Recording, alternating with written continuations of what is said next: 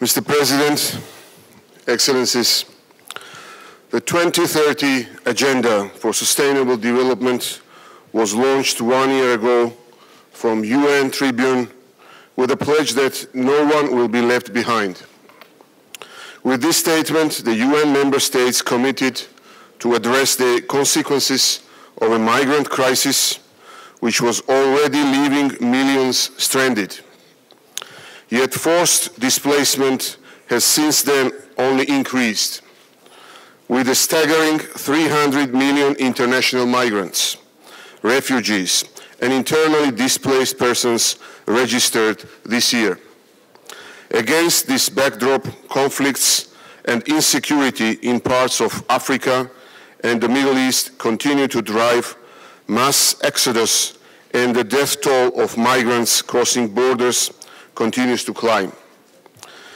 Millions globally are still at risk of being left behind.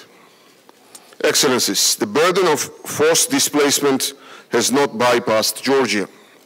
Since the early 90s, Georgia's regions of Abkhazia and Tskhinvali region, South Ossetia, have witnessed several waves of ethnic cleansing under occupation by Russian Federation. Approximately 400,000 persons have been forcibly displaced, when Georgia's entire population makes up only 4 million. Prospects of their safe return are grim, with ongoing installation of barbed wire fences along the occupation line. Meanwhile, ethnic Georgians in the occupied territories continue to suffer from daily discrimination.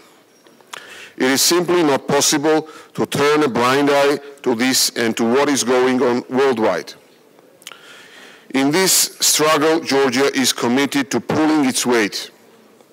We have already received more than 4,000 asylum seekers from various parts of the world: Ukraine, Iraq, Syria, Nigeria, Egypt, and Somalia. Georgian universities offer education programs for students from displaced communities. We are committed to continuing our assistance in the education sphere together with interested partners, including donor countries or organizations that can provide financial support to this initiative.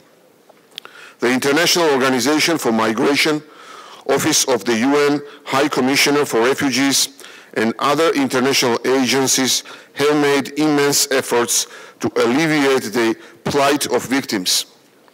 But the gravity of the situation requires a coordinated political response. The situation now is unprecedented. We need to address the root causes of forced displacement to ensure the situation does not get out of control. We need to be proactive rather than reactive, prevent escalation of conflicts, preclude further waves of displacement. The question is, where do we start? Violation of international law is one of the root causes of conflicts. If we can ensure all actors abide by the law and strictly observe their commitments, we can start to move towards a more peaceful world. We can start to prevent crisis and the mass exodus that ensues from the millions affected.